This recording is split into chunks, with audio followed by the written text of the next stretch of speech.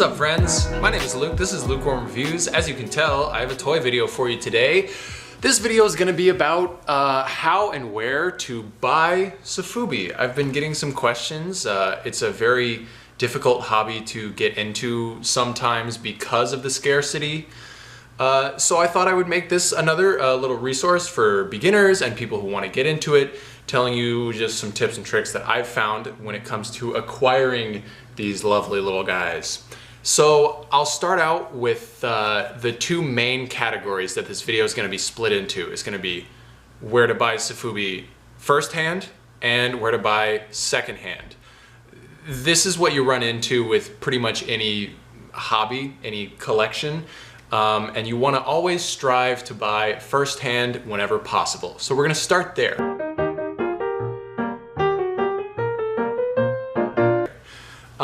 My favorite way to buy Sofubi is from the artist in person at a show or convention. This is the best way to really ensure that your money is literally going into the hand of the artist. You get to meet them face to face, say thanks for the work, say you're awesome, maybe get them to sign the header, you know, whatever you want. This is most commonly going to be done at conventions such as Designer Con in Southern California and 5 Points Fest in the New York City area. There are also sometimes smaller shows at places dispersed throughout the country. I'll go through those in a second, but Designer Con and 5 Points are really the main hubs in North America for Sofubi, and a lot of collectors, I know myself included, just end up, for the most part, not entirely, but for the most part, kind of saving just for the whole year and then splurging huge at DCon or at 5 Points. So I mentioned that there are some smaller places though as well. I have some notable brick and mortar stores here that I wanted to go through really quick. Start out in Los Angeles because that's where I'm from. If you're in the SoCal area, you got to check out 3D Retro. This place doesn't have a lot of Sofubi. It's mostly urban vinyl type stuff, but they have some stuff there. Q-Pop Shop in Little Tokyo. I've mentioned this place before. That's where the Konatsuya show was, where my video was. Also Toy Art Gallery. Their store isn't really open to the public anymore except by appointment, I think. I'm not sure. They're primarily doing distribution these days. And then also Monkey King, same deal. Monkey King primarily just does distribution and manufacturing and stuff like that. But that's where the Taste of the Orient is, which is an awesome smaller Sofubi show in the Los Angeles area. Moving on, if you're in San Francisco, you want to check out Super 7 and you want to check out Woot Bear. Woot Bear also does a lot of distribution, but they have shows there sometimes. Also, Super 7 has a store in San Diego. So those are some of the California area locations. If you're in New York City, you want to check out Clutter Gallery, My Plastic Heart, Toy Tokyo. Clutter Gallery is an art gallery that sometimes has toy shows, and the other two are toy stores. If you're in Chicago, Rotofugi, I don't know how it's pronounced. I've never been to most of these, but these are just what I know to be the good places. If you're in Philadelphia, the Mothership Gallery, which is the home base for Martian toys. If you're in Mesa, Arizona, you gotta go to Lulubelle, man. I gotta go at some point. Lulubelle seems to be, from the outside, pretty much the best brick and mortar place for Sofubi in the United States. The connections that they have and the amount of stuff that they're able to get directly from Japan is kind of staggering. And then if you're in Albuquerque, you got to check out the Stranger Factory, which is the home of Circus Posterous, which is the collective of Kathy Olivas and Brant Peters, who are both awesome artists. All of these places that I just mentioned are great places to go to if you live where they're at, but all of these places also have websites that you need to check out. So go look on those websites. Also, if you're in Asia, I think it's a lot more plentiful over there. Again, I don't know a lot about the scene there, but I know Reelhead, for example, has a storefront, and he's not open every day, but that is a thing that doesn't really happen in North America at the moment. I mean, you have MVH in Connecticut, he has Death's Vault, but that's more of just a show space where he does shows. It's not necessarily a place that is open more than once or twice in a little while. There's also Cafe Uamu if you're in Japan. So yeah, those are the main places that you want to get stuff directly from the artist in person. But also, if you want to go online, you can find stuff directly from artists often. A lot of artists have really great web stores. Max Toy, Comet Debris, Devil's Head, MVH does shop drops sometimes, Kappa Squat Toys, Rampage. All of these people, pretty much if you can think them up, they probably have a web store. It might not be full of stuff most of the time, just because of how scarce the product is. But check out my last video for more on that, because Sofubi is a very slow hobby, and that's okay. Also, here are some other names I'm just going to rapid fire at you. These are mostly online stores and or distributors from other countries, so stores that I've never been to. You want to check out Tenacious Toys. They're pretty cool. Angel Abbey is in Hong Kong. They have really, really cheap international shipping, and so sometimes they put stuff online, and it's very easy to buy from them. I highly recommend it. Mighty Jacks, Kore Kore, which is a UK-based distributor. They have a great website. Unbox Industries has a really great website. And then the last thing that I'll mention in this first half is Instagram. This is probably, other than going to the conventions, this is the most widespread way of acquiring Sofubi.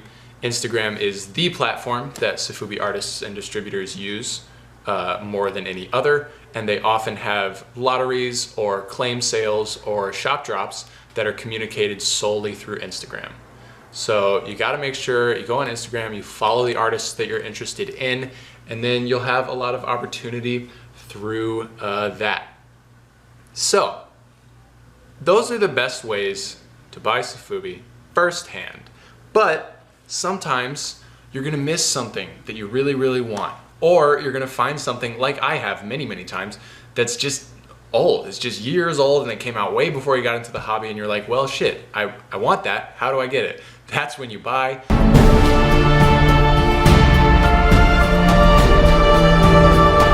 Secondhand.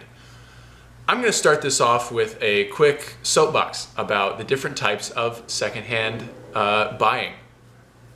So there's a difference between a first-hand buyer, a mule, a reseller, and a flipper. Let's go through those one by one. If you're buying firsthand, you're buying something for yourself. If you're a mule, that's the only term that I've really heard for it, but it seems more derogatory than I think it should be, because what I'm about to describe, and again, let me know if this is not actually what a mule is, but if you go somewhere and you buy something for someone for a zero-sum deal. For example, my friend Mitch bought me something at 5 Points Festival, gave it back to me, I gave him the exact retail price of said thing. He's a close friend, so I don't think that's a problem. Some artists do, and that's fine, as long as you respect the opinion of the artist and don't, do that if they request that you don't. The next thing is resellers. I think there's a big difference between resellers and flippers, and this is why sometimes buying secondary can be pretty easy if you find some cool friends in the hobby.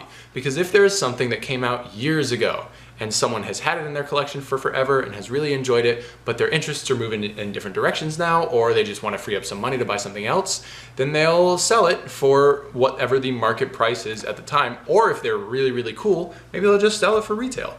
I don't have a problem with that at all. I don't begrudge anyone needing to, make their money. That's how any collectibles market works.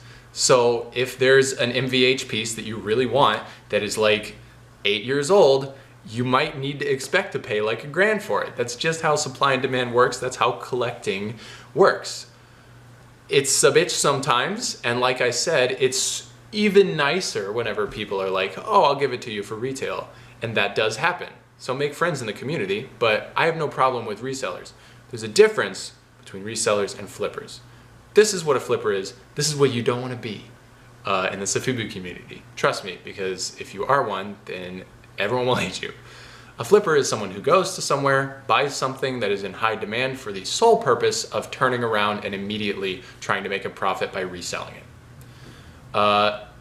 They have no interest in the thing itself, in having it in their collection. They just want to make money on it. That's why resellers are different. If you've enjoyed something for a while, but now you want to sell it, That is a completely different thing than if you go to 5 Points and enter the fucking Punk Drunkers lottery and turn around the next day and sell it for $1,000. That, all you're doing is making money for yourself and taking away opportunities from avid toy collectors such as myself, such as many of my friends who are young people who don't have the capital to buy from flippers. That's what that is. That is why it is so frowned upon. And I don't know what the solution to the problem is. I don't know if there is a solution. Every different collectible community has flippers. But it seems like it is particularly looked down upon in the Sofubi community because the community is so small and is still growing. For example, like sneakers, I know that this is widely done in like the sneaker collecting community, and people seem to just kind of accept it, but it's not that way in the Sofubi world, in the designer toy world by large, which I think is great. We're small, we gotta stick together, we gotta not buy from flippers. I think that's the best way to discourage it, but again, I don't want to tell anybody if they have the money to do so, like it's their money, but I don't know. I think not buying from flippers is the best way to just make the problem go away. But let me know what you think in the comments. Let me know what you think about flippers, and don't be a flipper. That all being said, let's talk about some reliable ways to buy Sofubi secondhand. Not from flippers, but from resellers. The first is Instagram. Like I mentioned, this is the best way to do it because this is where collectors hang out. And odds are you're gonna get a way better deal from a collector who actually has enjoyed the piece than from someone who was just in it to make profit. They might even give it to you for retail. The next way is eBay. eBay is tough and you will see some absolutely insane prices, but what I do is I just go on eBay all the time and I sort of treat it like a feed, like Instagram. I go on eBay, I search for Sofubi, and I sort by newly listed, and I just look until I've caught up. So pretty much everything on eBay that could be found by searching Sofubi, I've probably seen it. I've got some really, really great deals from eBay. I got this darts for less than retail, and I got this piece just the other day in the mail, this King Devil by Cure, for less than half of retail. So definitely check out eBay. It's not just a hub for flippers. There's definitely lots of flippers there, but keep your eye on it. You can find some real steals from some really legit collectors. The next thing is Yahoo Auctions Japan. This is very similar to eBay. There's gonna be flippers on there every now and then. But you can find a steal, especially from a lot of the Japanese brands that might be harder to find over here. Sometimes they're up for very cheap on Yahoo Auctions Japan. If you're in the United States or any other English-speaking country, you have to use a proxy, which is this company called Buyee. I don't know how it's pronounced, but it's B-U-Y-E-E. And there's a couple of fees involved, so whenever you see the really, really inexpensive prices on Yahoo Auctions Japan, expect to add about $20 American to that, just because of proxy fees and then also shipping costs, but you can still find some deals there every now and then. There's also Mandarake. I have never bought from them, and this is a weird thing where like Mandarake is this huge company. They have a bunch of locations in Japan, and it's for all sorts of collectibles, and they seem to have really amazing prices on everything except Sofubi. They have lots of Kenkeshi, they have lots of trading cards, Pokemon cards, video games, stuff like that, and they're all super well priced except for their designer toys and the Sofubi. So it's kind of frustrating. I've never bought from Mandarake because I haven't found really, really like good prices on things I've wanted, but check out that website every now and then. They also ship internationally. Also Skullbrain. I know I mentioned Skullbrain in my last video and said I don't have an account, but guess what? I do now. Literally in the past week, I got one. I still think the interface is terrible, and I think that they need to update it, but legit collectors sell stuff on there, and you can find good prices sometimes. You can find terrible prices sometimes, but so it goes. It's the same with eBay. It's the same with everywhere. Also, there's a Facebook group. It's just called Sofubi Buy and Sell that I am a member of. If you know any other Facebook groups that I don't, let me know. I want to join. And the last thing I'll just leave you with is two just websites, Vicious Fun, and there's another one called Kaiju Cats. These are two, I think these are just like run by individuals selling their collection, but there's a buttload of stuff on these websites. Kaiju Cats is almost entirely Max Toy and Konatsuya, Nagora characters and stuff like that, but Vicious Fun has just like lots and lots and lots of stuff. Some of the prices really, really get up there, but some of them are really excellent. on both of these websites. So always check Vicious Fun first if you're looking for a specific piece by a specific artist. That's pretty much it, guys. Those are my recommendations. I wanted to do this because I legitimately think that the more accessible we can make Sofubi, the more people will get into the hobby, the more demand there will be for it, and the more work will get put out. I think it's a good thing for everybody. I'm not trying to like keep all the secrets to myself, you know, Vicious Fun. I'm not trying to like make that my little secret or whatever. I think everyone should know. I think everyone should have a fair shake because that's what the hobby's about. Let me know what you guys think. I hope you enjoyed this video. I hope it was helpful to you. I'll be back with more soon. Tell your friends, share and subscribe. You're the best. I'll see you soon. Bye-bye.